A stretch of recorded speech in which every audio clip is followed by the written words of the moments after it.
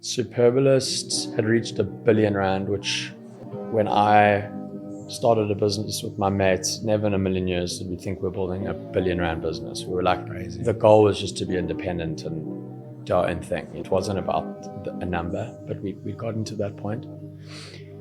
It was the biggest fashion e-com brand in terms of share. It was probably 80% market share. Luke Jedeikin is one of South Africa's standout e-commerce builders. In 2013, he co-founded Superbalist with Claude Hanan, scaling it into the country's leading online fashion destination, before joining forces again to launch Bash, the Foschini Group's unified fashion and lifestyle platform. Luke is a product-obsessed operator, blending creative vision and sharp execution, reshaping how South Africans shop online.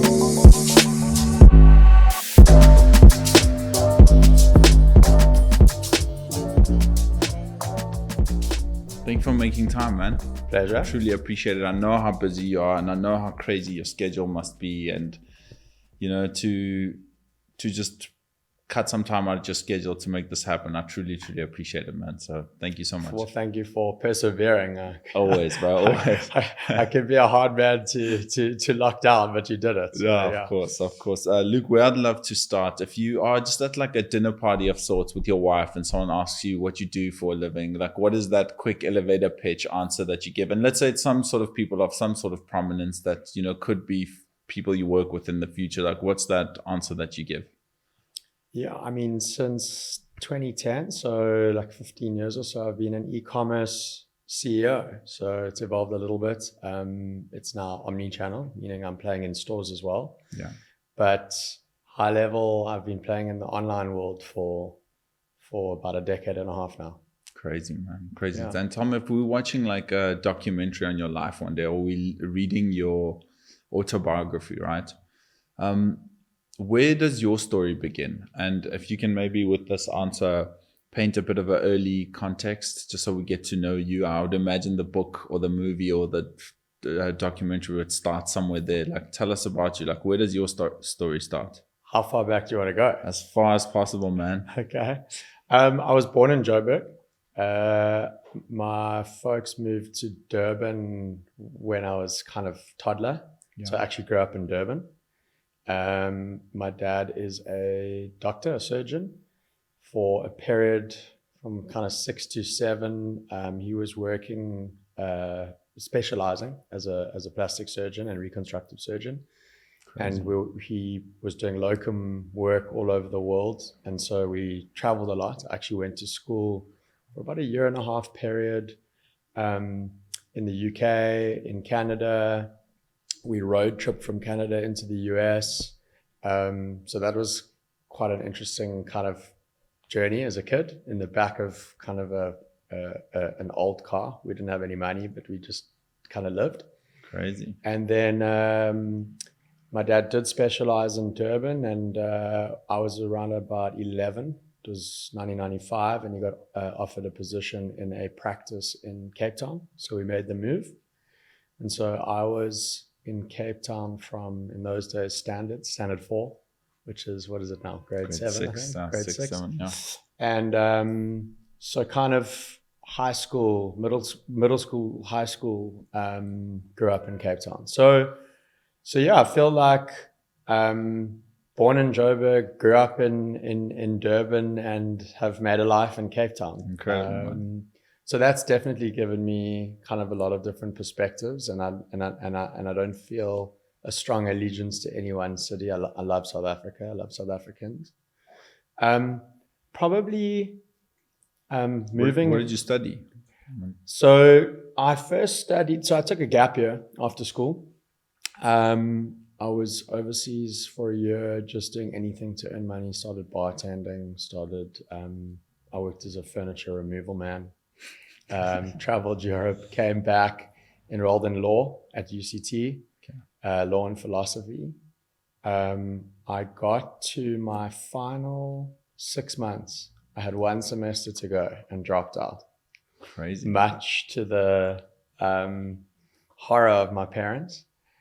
And I think I knew long before the 6 months that like I just never wanted to be a lawyer. And the deeper into it I got, the more I realized like this is just not for me. And so, and also law wasn't going to end at the degree. It was going to become articles, and there was going to be a lot of time. And I just kind of knew in my heart it wasn't for me. And I dropped out, but because I was so close, I was able to get into a postgrad diploma at Red and Yellow. I was 6 months short and kind of threatening to go back and finish it, which I never did. And the diploma at Red and Yellow at the time was like just a completely different way of working. So you weren't managed top down. It was very like group work, peer review, given projects, and you know, your peers marked you and like how good your strategy, creativity, working as a group. And I think probably because of my gap year experience, and also I've worked since I was 16. That style of working, of just being with people and doing what you need to do, and more entrepreneurial, just really spoke to me versus like a pure academic being marked in your homework. It felt more real, and I really thrived. And that experience was also kind of good for me because it was creative, it was strategic, and from that point, if you were in Red and Yellow, you kind of got a fireworks display from all the ad agencies in those days, you know, Ogilvy and Jupiter Drawing Room and BBDO, and you know, all the big guys kind of competing for talent. I did an internship at Ogilvy, and Ogilvy at the time was incubating a pure design agency called Coley Porter Bell in Cape Town. And the reason they were doing that is that the World Cup was coming, Football World Cup. And there was so much branding and design that was needed for the World Cup. I mean, every BP forecourt needed vuvuzelas and macaravas and banting, and then they needed, you know, all sorts of activations and sponsorship. That the work was just insane. So they were setting that up, and I went into that environment because it was small, it was boutique. It was about 20 employees. Started in account management, and you know, if you worked in the big company like Ogilvy, you got put in one brand. It's like you're on BAT, good luck, or you're on BP, good luck. Yeah. What was nice about the design agency is you actually worked across the full portfolio of Ogilvy's brands, but in a pure design capacity. So branding, identity, etc. Amazing. So you're learning different sort of disciplines and what and exposure, you know, you're moving, the big thing is you're moving through sectors. So you're working on FMCG, and then you're working on cars, and then you're working on liquor, and then which like was just not really, you couldn't really achieve that in a big agency. You typically got put on an account. So that was really cool. And it culminated in the World Cup. And during that time though, kind of up until the 2010s, big ad agencies still didn't really know what they were doing with digital. So one way that they addressed that was, I mean, digital was nascent, it was early. One way is that there was a whole like run on buying digital agencies, like Glue was bought and a couple others, Habari Media. But Ogilvy set up a kind of learning program called the ODMA, the Ogilvy Digital Marketing Academy. And it was designed to upskill strategists and senior people in the Ogilvy group in digital skills. And so I think it was about 10 different modules, and you would get, one would just be on mobile, and it would be hosted by like Vodacom or MTN, and another would be on digital advertising, it would be hosted by Google, etc. And I guess it was designed to inspire ad and design executives to think more digitally. But I was the youngest person in the first ODMA cohort. Wow. And instead of inspiring me to stay in advertising, it kind of just blew my mind and went, what am I doing here? Like, there's this whole thing I need to get out. And around about that time, my now partner, Claude, he was at Allen Gray. The story goes that he was overseas. I think he was in Turkey, and he picked up a Fortune magazine, and the cover story of the Fortune magazine was on a company called Groupon. The reason it was on the cover story was it was at the time the fastest growing business of all time. So it's what we now call unicorn, $0 to $1 billion. And so he calls me up as like the marketing / digital, not really sure what Luke does, but the closest person I know who might know. And he's like, have you heard of this company? And I hadn't. And totally naive from both of us. We were 27 years old, 26, 27 years old. And it looked like a super simple concept. It's like, it's a website, it sells stuff. It's mostly coupons. You don't have to own any inventory, which is the hard part, like buying stock. It's a 2-page website, like page 1, deal, page 2, pay for it, and get emailed a coupon. And he was like, should we do this? Which was bold. And a mix of naivety, just being young, my overheads were nothing. I, didn't have kids. I was like, why not? And we both left our jobs and just dove into this like mad thing. We just were like, we're going to build an e-commerce business. It's crazy, man. So that's kind of like the journey from school into how we landed into, or at least how I landed into digital. Crazy. So it's the two of you, and what was the company called? It was called City Mob in the beginning. Yeah. Okay, yeah. Amazing. Yeah. And so how does City Mob then eventually transition into Superbalist, or how do we go from there to? Exactly. So City Mob, it was such a hustle. So you have two guys that have founded a company that don't come from a tech background. So as I mentioned, I've been influenced as a marketer, that there's this market. That was the appeal. Like there was this, so I guess the nugget for me was, there's this whole market, and I've been working with brands, and I've been interrogating on behalf of brands how they should show up and what they should do. And then this whole world is wide open, and like no one's really doing anything in that space. And I'm young and it's fresh, and why not? So I came at it from a marketing point of view. I'm not a software engineer or a data scientist or anything like that. And Claude came from a commercial point of view. Like, what the hell am I doing in finance? Look at these businesses, they're growing to unicorns. Like, look at the scale, look at the growth. So the two of us came together, funnily enough, on a mix of there's a market and there's a commercial opportunity here. Neither of us actually had any pure software skills. So how we got going was we actually bought our first website, and I mean bought it. You could buy a clone on like an Indian marketplace called Agria for $500. I remember that. Pre-Shopify, it was like, but the equivalent. Like, here's badly written code, but you can skin it and you have a daily deal site. So we bought that, and then we went onto freelancer.com and found a guy in Bolivia called Maurizio. Like, you just saw human beings with flags and ratings, front-end designer. I got a friend of mine to design the UX in Photoshop, like nothing fancy. And he wasn't a web designer. He was just a designer. And the level of sophistication then was, hi Maurizio, can you connect the front end to the back end? And he's like, yeah, sure. That's how it was. And we sent the Photoshop files, and he chipped away. And in those days, I was working in not far from here, a studio. It was a studio apartment that was our office, and it was me, one person who was kind of manning the phones and doing customer service, and I was managing all of the software via this guy over Skype.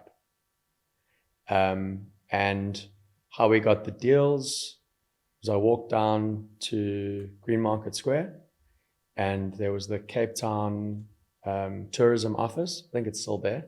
Yeah. If you walk into the office, there's just wall-to-wall brochures, shark cage diving, bungee jumping. I just grabbed them all, put them in my bag, and sat down on Google Sheets and wrote like data entry, like company, phone number, address, etc.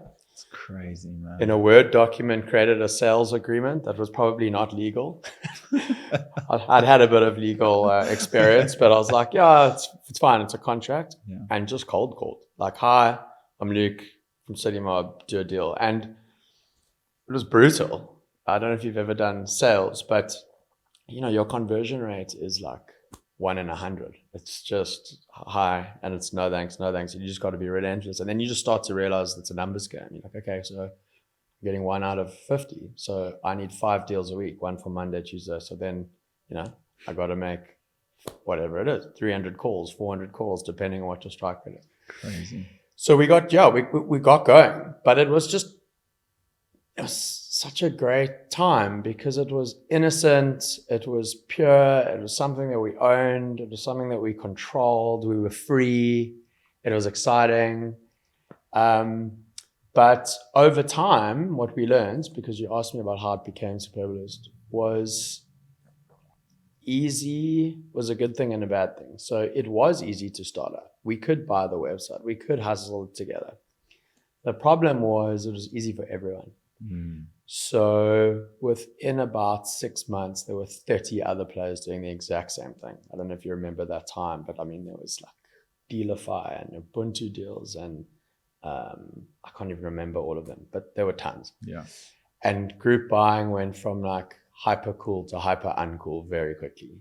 It was cool because like, oh my God, I can get stuff at like 60, 70% off. Who doesn't want that?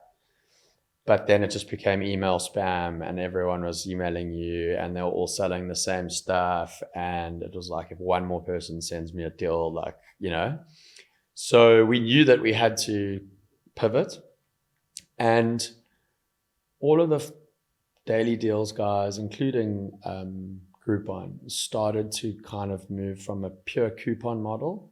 So the way it worked was we'd say 50% off a burger at Hudson's, or 25% off a kayak trip in the Atlantic seaboard, or whatever it is. The merchant would agree to that deal. We would write that up. If you bought the deal on our site, we'd send you a coupon, which is really a voucher with a unique code, and you could rock up and say, how's it? I want my burger, or I want my experience. And so it went. Over time, and most people did a deal a day. If you were bigger, you might do multiple deals a day. Over time, it went from like 5 voucher offers a week, Monday, Tuesday, Wednesday, Thursday, Friday, to like 4 in 1, and one being like a physical product. So Groupon would be like, okay, we're doing these deals, but we also have a sale on Tupperware. And then it became like that era was also quite a design, like design was really big. The concept of design, anything Scandinavian, and we had design in Darba. So there was a big like period of the novelty of design. So like, here's a cool clock, and here's a weird bedside lamp, and all of that stuff's normal now. But then it was like, I don't know if you remember the A store. It's like, it was like, wow, like weird nifty things. So we started selling those types of obscure products that we could get our hands on. And over time, inadvertently, we started to track the data, because we'd sold from seafood deals to bungee jumps to designer clocks to t-shirts to artworks to prints. We'd done everything. And through the chaos of just selling everything, you started to see the patterns of what works and what doesn't. And I think we started to see that really those deal sites are scavengers. So you can't, and I don't mean that in a negative way, but you can't control what you buy. You're kind of at the mercy of what people have. 100%. So you could call up Vans and be like, do you guys have any stock you want to get rid of? And they might, or they might not, and it may or may not be cool stuff. So it's not really predictable if you're sitting in Jan to know by December how your store is going to be curated and what it's going to look like. And so there were periods when it looked really hot, and there were periods it was like, what the hell's going on? So we knew that if you really wanted to create a business that had a brand and stood for something and had an aesthetic, you actually had to purchase your goods. It couldn't all be on consignment and scavenging. Like, you needed to take a bet on what you wanted. So then we looked back on our data and said, what do we think, if we like remove the noise, are the key verticals that we want to plan?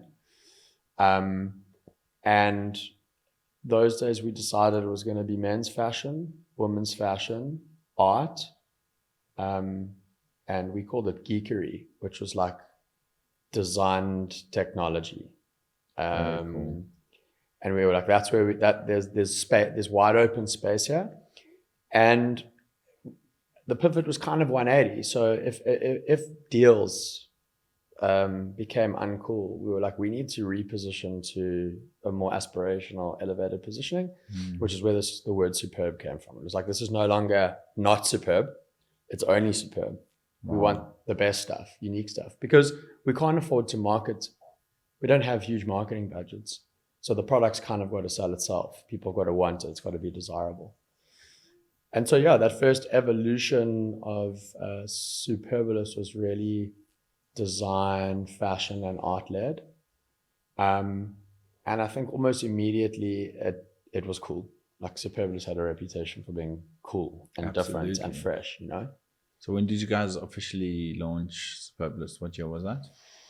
I think it was around late 2013. Late 2013. That we kind of did a pivot and the site changed from City Mob to Superbalist, and we had our first round of product. And then over 2014, I think we started trying to like raise money and take it somewhere. Yes. And by 2015, we'd been bought and folded into the Takealot Group. Crazy. 2015. Tell me, and that transition, I mean, that must be pretty daunting when you all of a sudden like not worrying about actual inventory, and now you are purchasing, and now you're having to think about warehousing, you're having to figure out so many other aspects. Totally. It was for sure a shift, and group buying was good to us. So it was good to us in that I've never seen a time since, as kind of someone who's been in online for a long time, where it was easier to get customers. Like in those days, you know, we had viral like refer a friend mechanics, like refer a friend and get 50 Rand or whatever it was. And we had connectors to all the major inboxes, like your Google inbox or your Hotmail or your whatever. And you could click the connector and it would just show your entire address book. And people would just add their whole address book and just like send their referral invites. So, I mean, that is virality. Yeah. You know, it's the most viral concept you can imagine, that you just casually feel nothing to invite 1,000 people. And then those 1,000 people invite 1,000 people. And it wasn't taboo because e-com was so early that you weren't spamming, mate. But that changed very quickly. But we grew a database very, very quickly and very cheaply. So it was very good to us in that respect, in terms of like growing an audience. But when we started to make that transition from coupons essentially and vouchers into physical products, we like outsourced all of that, as lots of guys do today. Parcel Ninja, there's guys that do that. And we were like, we don't know how any of this works. We're going to give you the stock and you're going to sort it out, and we're going to send you an instruction and you're going to fulfill it. But in those days, it wasn't Parcel Ninja, it was directly with the courier. And I think by the November, December of our first year, so that must have been 2012 of shipping products.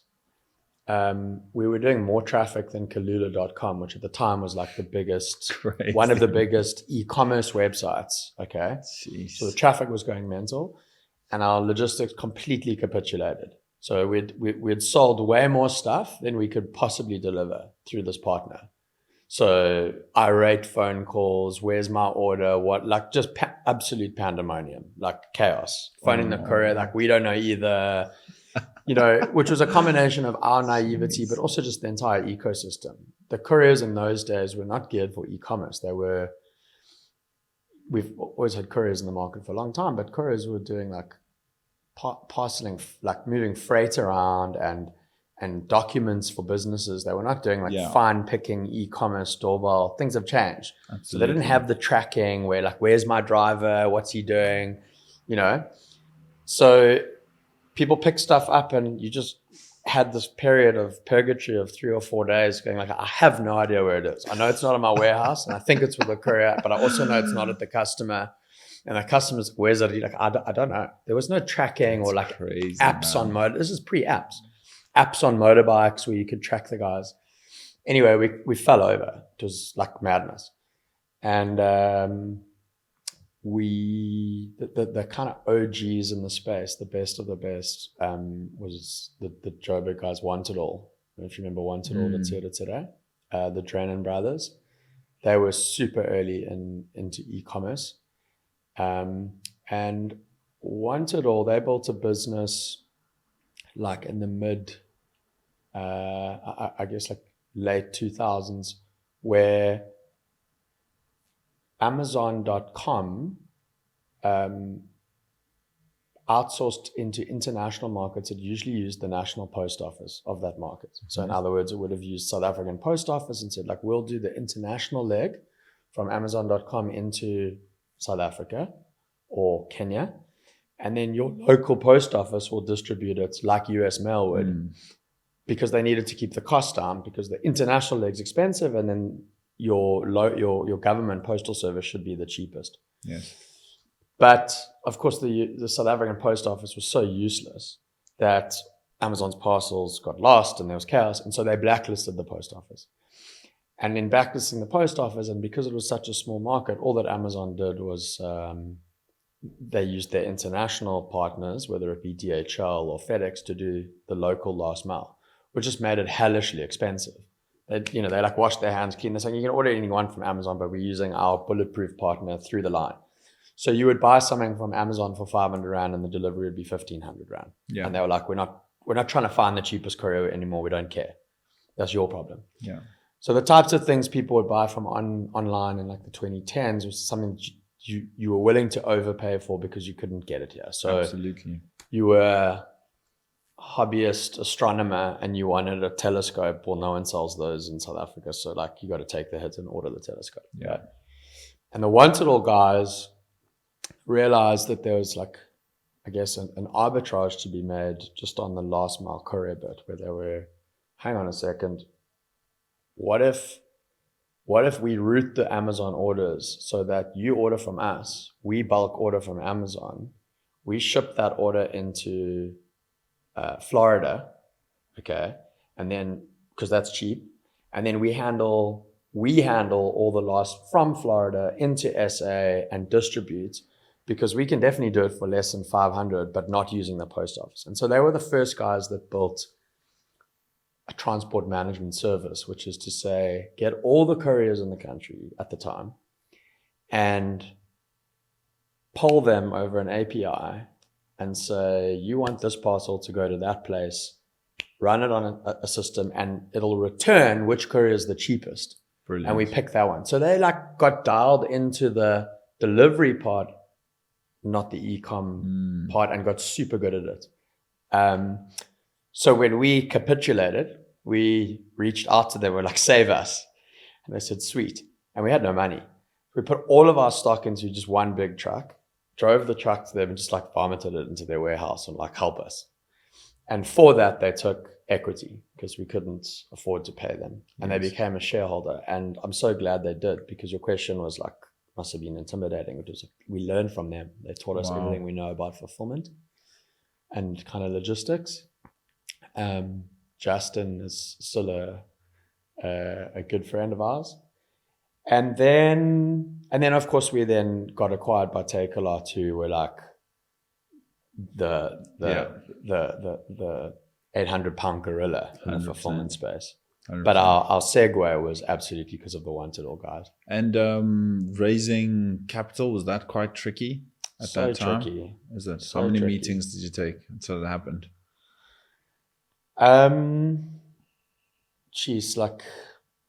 So the first journey is angel, and our company was inexpensive to start, as I mentioned. So Claude and I put whatever personal savings we had aside and like borrowed from friends and family, and it wasn't big numbers at all. And then when it became big numbers, you go back to those people and they're like, these are becoming big numbers now, like we believe in you. But and also you don't want to expose your friends and family at a certain point. 100%. You know, you kind of like, is this real or not? It can't be charity. Yeah.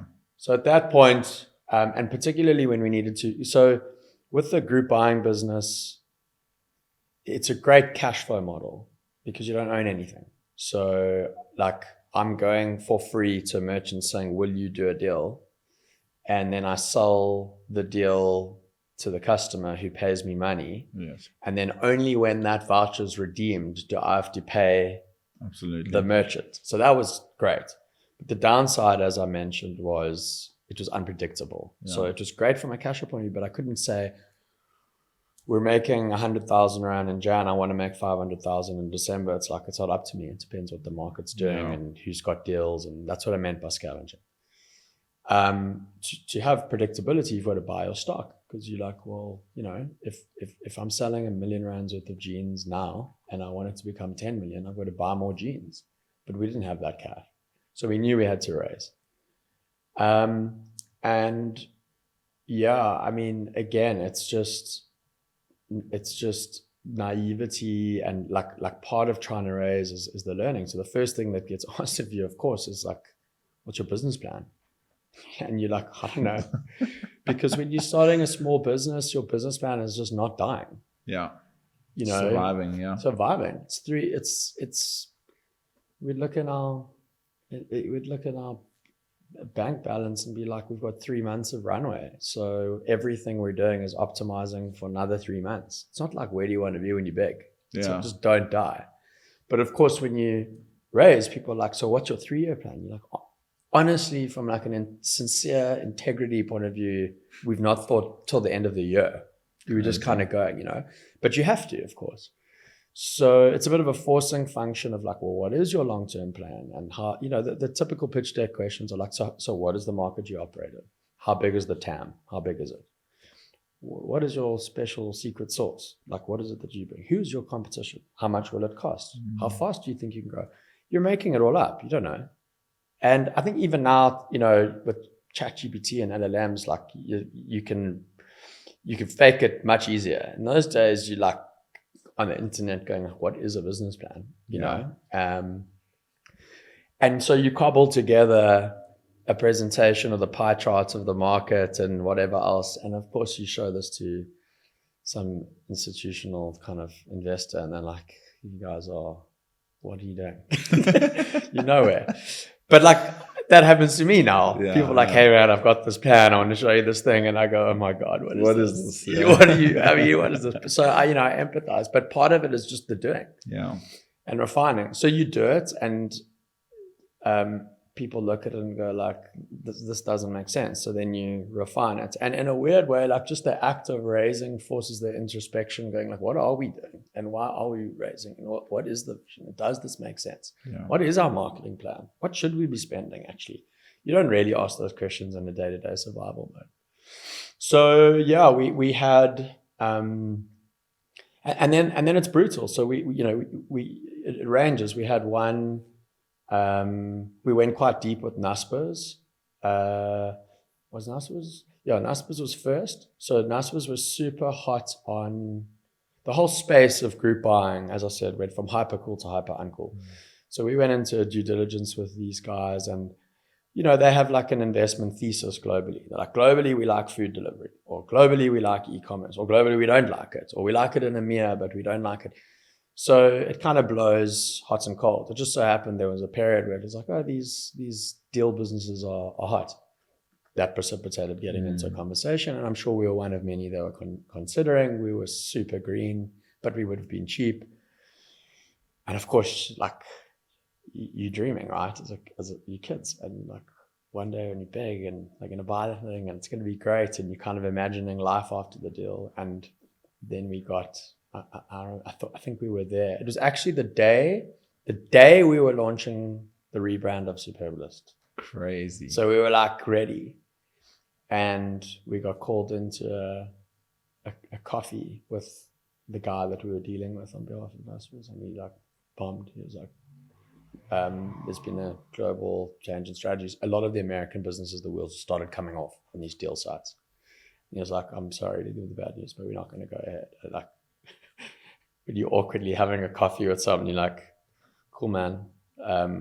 Otherwise you will. You've just broken our, it's like someone breaking up with you. Like, you've just broken our dreams in half. And then we went back, and Claude will tell the story that we went back to the office and all of our staff were like, Superbalist, and we were cutting the cake, but like dead inside, So that was like, that was, I swear, that was the first Crazy, experience. man. Then we had story. another, we had another opportunity, and that refined our story a bit, because they asked some pretty hard questions around the numbers and where we were going, and so we refined the plan. But it also it went on and on and on for months. It was an international player, so they weren't in South Africa, and it was like via correspondence, and it was like, cool, it was hurry up and wait. It was like, we need this urgently, and then we'd hear nothing, and it's like, we're coming to South Africa in a month, we'll talk to you then. And so you're like kind of sitting on the edge of your seat, is this going somewhere or not? Also brutal. And then Takealot was round 3, and the timing was just perfect. So it was a number of factors. So Takealot is a general merchandise marketplace, so primarily selling consumer electronics and general merchandise. And around about the 2015s, the one category that those types of platforms, Amazon, Flipkart in India, couldn't get right was fashion. 100%. It's like fashion just doesn't work next to hose pipes and CDs, and do you know what I mean? It's like they couldn't get it right. So they sold clothes, but like fashion just doesn't work. So what had happened was Amazon had bought a number of fashion, like dedicated fashion businesses, and then everyone follows that trend. It's like, oh, we need these dedicated doors to actually make that work. So Amazon had made a series of smaller fashion acquisitions, and then Flipkart, which is the biggest in India, bought a fashion business very similar to I guess Superbalist, but much bigger, called Myntra, which it still owns. And so we went into the Takealot conversation at the same time, and it was like, you need this asset, which is a curated, dedicated, cool fashion space, because it's the one category you can't just load into Takealot. It needs its own environment. And firstly, they got it. And secondly, they were just incredibly decisive. So unlike these other due diligences where, I mean, what are you vetting? It's like a bunch of kids with a very early stage business. Like at the end of the day, you've got to back the founders, which is 100%. Hard to do, because you know that their business acumen and maturity is not there. You know that, but you like got to go, are they going to get there? And we back these people. Do we back these people? Yeah. And understandably, a lot of the investors are like looking for evidence. They're looking for data or something quantitative in the plan that gives them that comfort. But you can't do that with such an early stage business, because it's just not there. So that's when those due diligences carry on forever, But also, I mean, by the time you're chatting to Takealot, the brand equity of Superbalist is like, I mean, 2015, 2016, like everybody knows what Superbalist is. And it's like, yes and no. Like, it was cool, but it was super niche, and it was still small in terms of turnover. Yes. So it actually blew up probably, I'd say like the 3 years after Takealot. Okay. Yeah. But to their credit, the whole due diligence was like 2 weeks. Amazing. They were like, here's what we want to know online. Like, here's a spreadsheet. Put these numbers in. We'll tell you what we want to know. And they're like, da, da, da, da. And they were just decisive. And we were actually not looking to sell the whole business. We were looking to raise money. And they said, the amount you're raising is because you think you need this amount of money to do this. You've got no idea. You need way more capital. You need to think much bigger. And we're not in the business of investing in small businesses. We're not a, venture capitalist or private equity. We're a company. So here's what we're going to offer you. We're going to buy you fully. We're going to instead go the other way around. You're going to swap your equity in Superbalist for Takealot equity. And then we're going to fund the business with the money that it needs, and we're going to grow this thing much bigger than you even think. Brilliant. Which was like, whoa, okay, cool. Wow. And so the ambition was incredible. And, the Buddhists say, you never know what hardship this hardship saves you from. Those first 2 deals, had we taken them, we would be in a completely different place. But at the time, you don't know that, you've actually dodged a path, and you dodged a path. And then actually this was the right path because you had a partner that had like a completely different view of go big. And that was kind of university for us, man. That's when we really learned, because it was deep end. The talent intake was serious. The ambition was serious, and it was like, cool, we want a 3-year business plan by this date. Not here's how you do it, or fill this out, or hold your hands. You go like, cool, sure. Claude and I go like, what the hell's a 3-year business plan? How am I meant to know how many apps or app downloads I'm going to have in 3 years? I don't even know how to do that. Yeah. But then you get busy trying to figure it out, and then you present something, and some of it's good and some of it's terrible, and they tell you. Crazy, man. And you iterate. But what was really powerful was the ambition was there from the group. They were like, we don't do small businesses. It was like, we want you to be the dominant business in the category, which we'd never. There was Xando at the time. There was Style 36. Like, we were just happy to sort of keep surviving. We didn't think we were going to become the number one.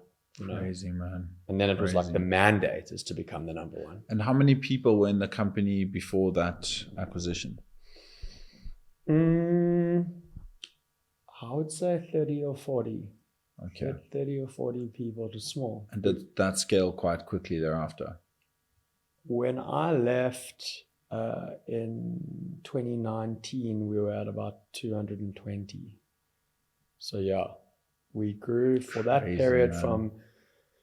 From 2015 to like 2020, we grew 80 to 90% a year. So pretty much the business doubled every single year. And so if you double turnover, you double orders, you double customer service. So quite double, but like it was another incredible animal. Man. Yeah. Is there a day, if you think back to that specific journey of after the acquisition, is there a day that comes to mind when you think of like one of your most difficult days? As in like regretting the acquisition? No. Just like one of the most difficult days in the midst of the business of like. It's a good question. I mean, maybe the first shareholders meeting. Or yeah. As well. Yeah, there were lots. I mean, it was intimidating, but I think this is the point. You can't have it both ways. So on the one hand, we were naive, but and these investors were asking things of us, but didn't have the I guess like the guts or the wherewithal to just be straight with us, like you guys are immature and you don't know what you're doing. So we got strung in these complicated scenarios we were never going to get right. Takealot was transparent. You're in this business to do this job, so you're going to do it or you're not going to do it. But these are our expectations. So that was like scary, but it was like, okay, we need to, one step at a time, we need to build a business plan, and they're going to review the business plan, and then they're going to kick the tires, and then they're going to be transparent on what they do or don't like, and then we're going to do the next thing, and then we're going to iterate, and then we're going to say, this is what we think now the marketing numbers approve, this is what we want to spend our marketing on. They're going to agree or they're not going to agree. But the path is laid out. You know which way you need to go. Exactly. So to answer your question, every meeting was intimidating because it was direct and it was high expectations. But it was also such a privilege to be taken seriously and to be given the opportunity to talk about, from a business that had 100,000 Rand in cash flow, to be told, so how are you going to spend your 5 million Rand in marketing? And you're like, 5 million Rand in marketing? You're like, I'll come back to you, But you lose sleep over it and you have imposter syndrome and you think, what am I doing? But you rise to the challenge, So it was like this tension of you're always uncomfortable, but feeling deeply privileged that you're constantly being stretched to like make that next level. You know what I mean? Love that. And so you feel in that space constantly, but it's a great space. Incredible, man. Yeah. So talk to me about what comes after that. You say you left in 2019. Yeah. So we, typically when you board out, typically it's like a 3-year deal, some kind of an earn out. On paper, we were going to be there for 2013, from 2015 for 3 years. And that time came and we kind of renewed because we weren't finished and Takealot wanted us to carry on. But by 2019, we'd been at this thing for a decade. Crazy. And it was intense. I mean, I had back surgery on the way. It was that like all in late nights, weekends, loved it. But there's a time in your life when you can work like that. And then there's a time where you kind of like, it's not sustainable. Yeah. So we'd worked at that breakneck pace for a decade, like a survival level pace. And I think it was harsh, like we needed a break. But the other aspect was we'd achieved a lot. Business, in terms of like personal goals and milestones, we had bought our biggest competitor, which was Spree, and incorporated it. We'd won every lorry and bookmark you could win or award for e-commerce or UX or app. We'd won them. Superbalist had reached R1 billion, which when I started a business with my mates, never in a million years did we think we're building R1 billion business. We were like, crazy. The goal was just to be independent and do our own thing. It wasn't about a number, but we got into that point. It was the biggest fashion e-com brand in terms of share. It was probably 80% market share. And so also the kind of job to be done changed, where we're builders inherently. Just like build the brand, build the website, build the app, build the reputation, build the catalog, build the fashion. And probably for the last 2 years, it felt like we weren't building anymore. App was built, the website was built, the stuff was there, we were running it. Do you know what I mean? 100%. And perversely, there's this like, it's like when the dog catches the bus. You chase, and then you hit it and you're like, no, you don't want it. Yeah. So when the dog caught the bus, we were like in charge of this thing. And actually we'd moved from kind of being entrepreneurial tech business builders to guys just running a retail business, And I think a little bit tired, a little bit uninspired at that point, and we were like, it's time to call it. And we didn't know what was going to be next, whether we were going to continue working together, but we kind of arrived at a conclusion like we need a break. Little did we know that the year that we resigned, 2019, and we were going to finish out that financial year, the next year was going to be COVID. We had no idea. Crazy. So we resigned in 2019, but the financial year ended in March 2020. So we agreed to see out the full financial year, which meant that our last 2 days of the Superbalist journey were the first 2 days of hard lockdown. Like we never say goodbye. I packed up. Cyril did his announcement. I saw the writing on the wall. I went into the office on a weekend. No one was there. Packed up my stuff. Crazy, and the next week, no one was allowed back to work, just timing wise. And I never walked back into the building, and and we were restrained. So we couldn't work. So for 1 year, we just vanished out the building and just never came back, which was bizarre. But that's timing. That's crazy, man. Yeah. So that's kind of what happened. And in that year, my wife's family has a house in St. Francis Bay in the Eastern Cape. We had it since she was a baby. We were always going to go there. What are we going to do with the year off? It's like I'm going to catch up on all things I haven't done. We're gonna go to St. Francis for a little bit. I've got 2 kids. The one was a baby, And then we're going to travel. And because I hadn't gone overseas on holiday for like 5 years. I'd gone for business and other things, but it was just in and out. Yeah, like we were working like animals. We're going to do all of that. Of course, we couldn't. So the 2 weeks that we were going to start in St. Francis Bay, we ended up living there for the year. Crazy. We were locked down, and then the rest is history. But it was the best thing because it was like a hard pivot from business and tech into like a totally different lifestyle. I was just fishing and walking on the beach, and do you know what I mean? Loving like life, yeah. in a completely different space for a year, which is cool. And then how do you get back into the rat race? What happens? Yeah, I think obviously you do a bit of soul searching. So what parts of who you are do you want to keep, and what parts of who you are do you never want to revisit again or discard? I think a lot of, obviously COVID was really hard for everyone and in lots of different ways. I think a lot of people kind of said, yeah, you're so lucky, like your timing was exceptional, you've sold your business and you don't have to work for a year and you're doing this for COVID. Well, the first 3 months was the most depressed I've probably ever been, which people wouldn't have expected. And the reason was I'd underestimated how much of my identity was actually tied to work. Because I'd put so much into it, it was like, Luke, you're the CEO of Superbalist, and you don't know a world that's not walking into work and doing work and whatever. You don't have hobbies, you don't have interests, you don't travel, you do nothing outside of work.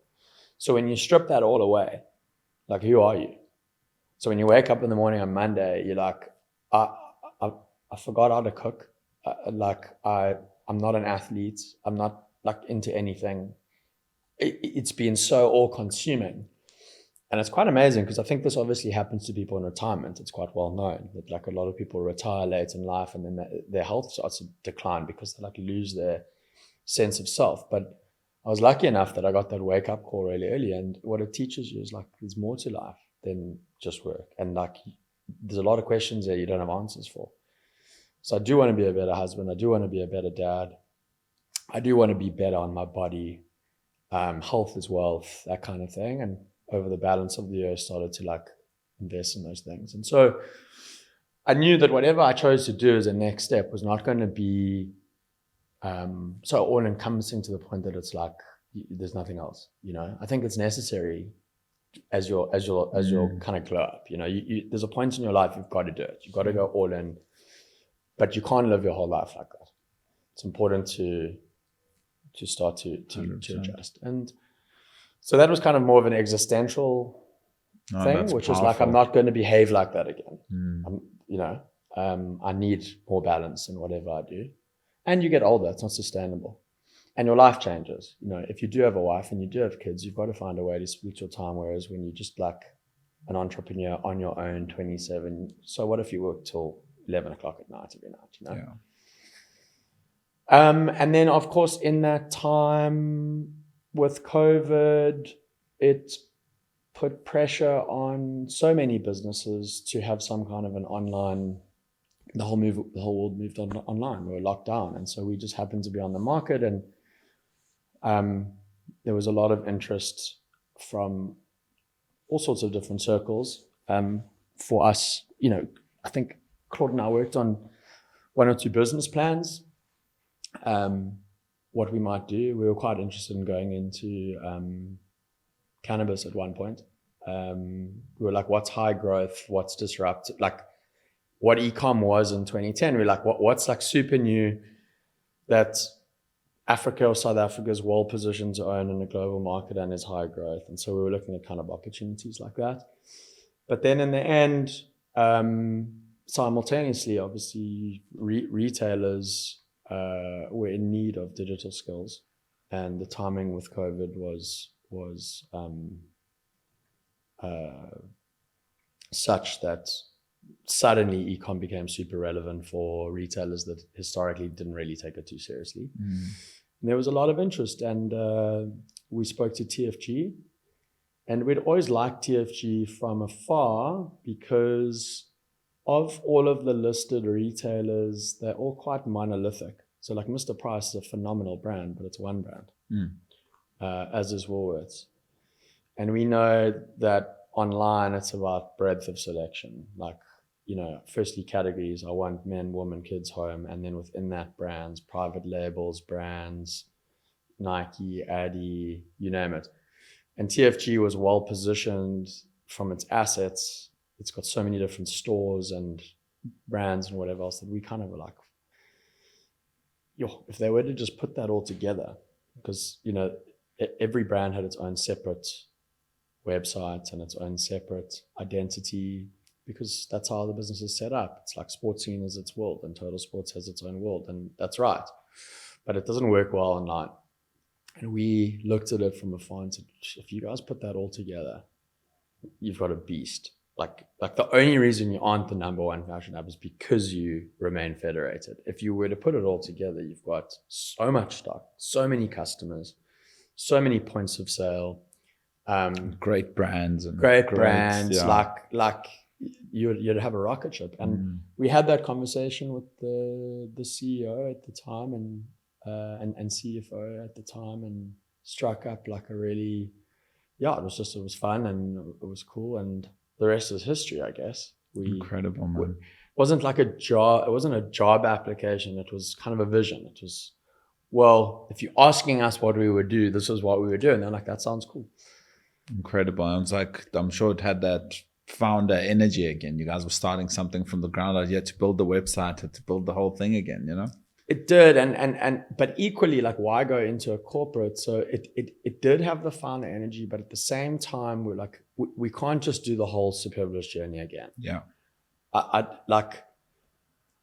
There's a time and a place for bootstrapping, but I've outgrown that. Yes. I don't want, that hustle. Like, I'm beyond that hustle now. It's necessary. You cannot be where I am now and not have experienced that and come from the bottom and done all those things. But it wasn't like, geez, I'm going to go full circle again. We are used to operating a business at scale now. We're used to like a team of 200. We're used to marketing at a certain level.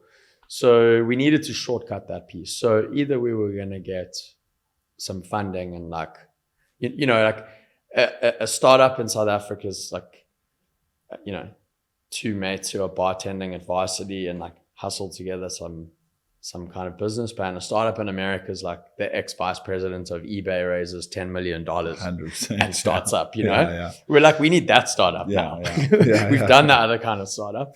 So I think we were open to working. We knew, look, e-com requires scale. Yeah. So you either working with a partner who's willing to fund the scale, or you work with a partner organization that's at scale. The journey of achieving scale from nothing, it's very healthy to do once because you understand how to do it, but I wouldn't subject myself to that repeatedly if I could avoid it. Yeah. That's brilliant, man. A couple more questions, bro, before we wrap up. Sure. A couple points maybe on what do you look for in people that you're hiring, like today? Is that something you're still very involved with? Obviously, I'm sure you guys have a massive HR department, but what's the type of person you're trying to work with in your business? Sure, that's a great question. Very involved in hiring.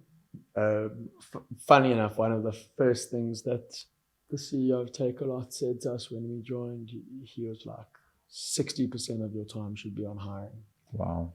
And it wasn't like because you needed to be over hiring, it was that you need to be in that conversation. This is not something you outsource. Owning every single employee who works through the door is your problem. You set the culture. You create the bar. You can't go like, oh, nice to meet you. Who hired you? Like, one of you needs to make sure you know.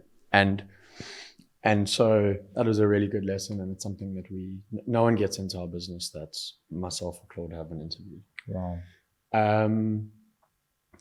So that's important. I think what we look for depends on the role and depends on the seniority of the role, of course, but obviously integrity, like, as there's this concept of like brilliant idiots or brilliant arseholes. You can have someone that's golden key, top of the class, academic, but they're horrible to work with. They're arrogant. They're high ego. will throw someone else under the bus. And equally, you can have someone who on paper doesn't have all the background, has maybe struggled academically in certain things, but pure guts, pure effort, high integrity, and I'll take the latter over the former any day of the week. Really? So if you can have both, that's ideal. Someone who's super smart, super accomplished, and very hardworking, but you've got to look through both. But guts, integrity, and hard work. As I say, everyone has to start somewhere, and everyone deserves a chance. But for me, 90% of achieving anything is just hard work. It really is. It's the 10,000 hours concept. It's 100%. Like if you just keep banging away at whatever it is that you do, and you put in 10 hours and someone else puts 6 hours, and you extrapolate over 5 years, like where am I going to be and where are you going to be? Like, it doesn't matter where you started. I'm going to be better than you. 100%. So you see that in people, that just that hunger and that drive. That grit, yeah. And that grit. And equally, that's when I see that in someone, I don't expect people to work for me forever. Yeah. And I'm open about that. I'm like, when you work with me, give me that. And when you've had enough, that's cool. Yeah. I love that's cool. But while we're doing this, let's do this, Let's do it properly. I love that. Tell me similarly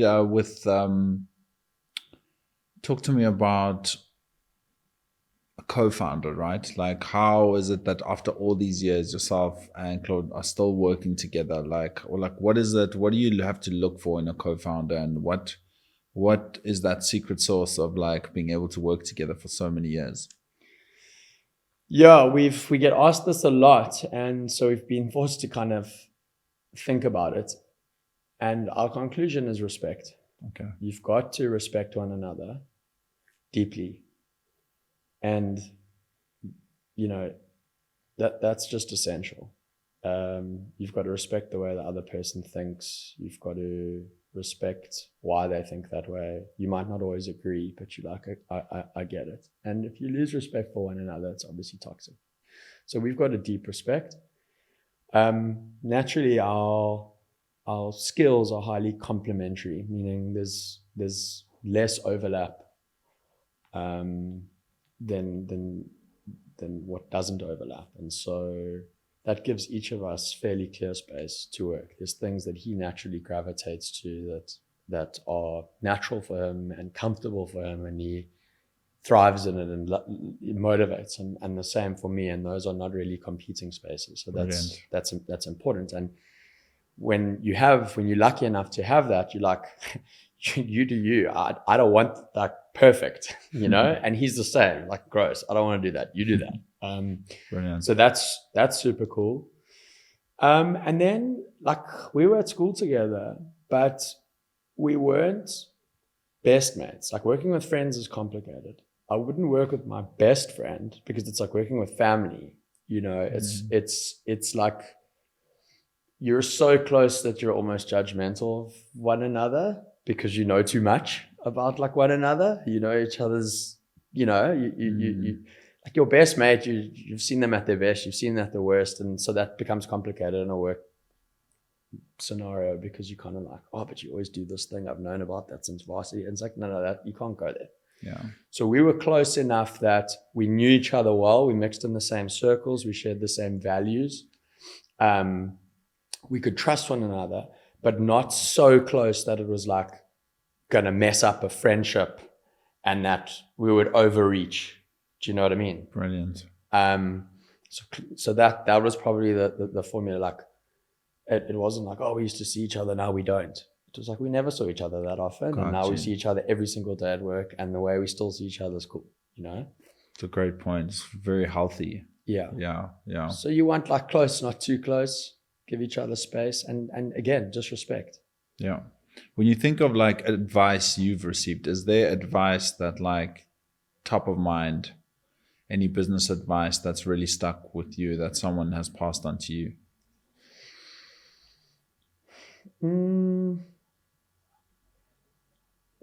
I mean, there's so much business wisdom out there, and we definitely synthesize tons of it, and we evangelize it within our own organization.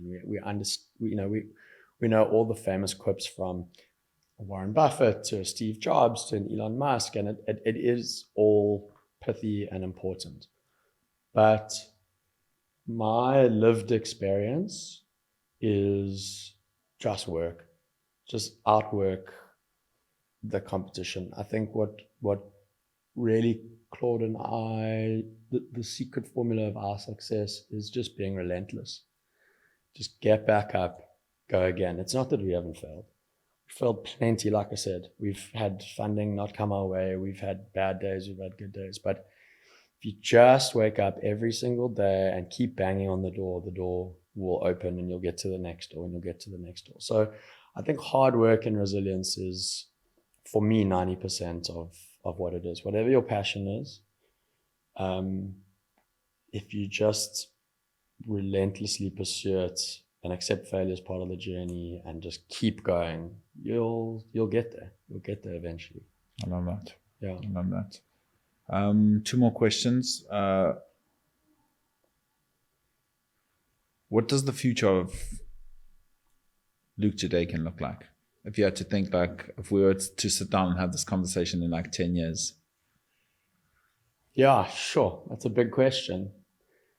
As I say, like, I think the meaning of life starts to change. Probably, well, certainly my biggest passion in life is my children. And I'm conscious that life is fleeting. And your kids are only 8 once, and then they're only 12 once, and then they're only 16 once, and then they're 18, and then they're gone.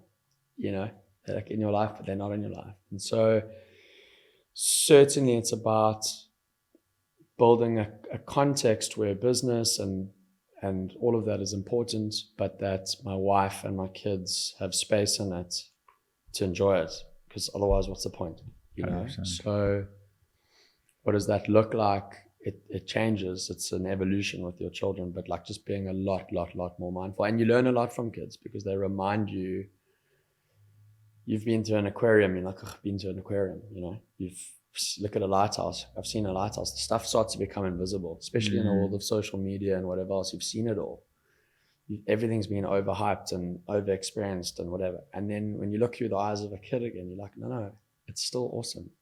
Like, appreciate the beach day for what it is. Appreciate the aquarium for what it is. So I find there's like a form of just perspective of like, no, you don't need to just chase. It's right there. So yeah, I think just like looking back and re-looking at the same things a different way again. I love that. My last question to you, bro, is how would you like to be remembered?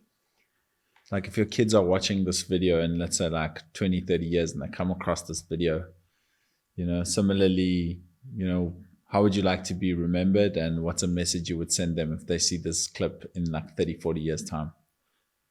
Yeah, I think, wow, I would like to be remembered as someone who does what they say they're going to do at the end of the day, you know. It's powerful. That can be trusted, that's solid, that will deliver. You know, it's not about material things. It's not about being famous. It's just like, if you know that you've reached a space that you can be relied upon to do what you say you're going to do, like, that's good for me. That's powerful, man. What a great answer. Luke, from my side, I just want to say, man, you're an absolute legend. I had the chance to work with you at some point. I'm sure you didn't even get there. I'm sure you remember that time. Like, I yes, do. you are so pedantic with what you want, but you are so brilliant in so many ways. So it was a real honor to get to work with you. You were the headline sponsor of a show where I was involved with that time. And yeah, it was the first headline sponsorship I had dealt with. So it was like just super intense with, like, you know, it taught me so much that, you know, it was lessons that I've applied to so many other headline sponsorships down my path. So just want to say thank you. Thank you for making time, man. It's an honor to know you, and I appreciate you. And I think I'm just excited to see where you take it with Bash, and what I think you have so much to offer, man. I think you're going to do so many other things. I'm pretty sure we're going to see a post one of these days. Luke, Jedeikin, and Claude are doing a friggin' AI software that's coming out, and I wouldn't be surprised. Listen, I'm equally honored because I'm just a normal person. And so to have someone that's like, looks you up and is like, I really want to hear your story. I don't take it for granted. And I'm like, thank you. I appreciate that. And I remember that event fondly. I mean, we got to be at an event with an artist that's not with us anymore. It's incredible. I think about that all the time. Yeah. Rest in peace, Mac Miller. Yeah, that's it. Thank you, brother. Thank you for making time. I appreciate you, bro. That was beautiful, man. Thank you, bro. That was amazing. Cool. Thank you, bro. That was such a special episode.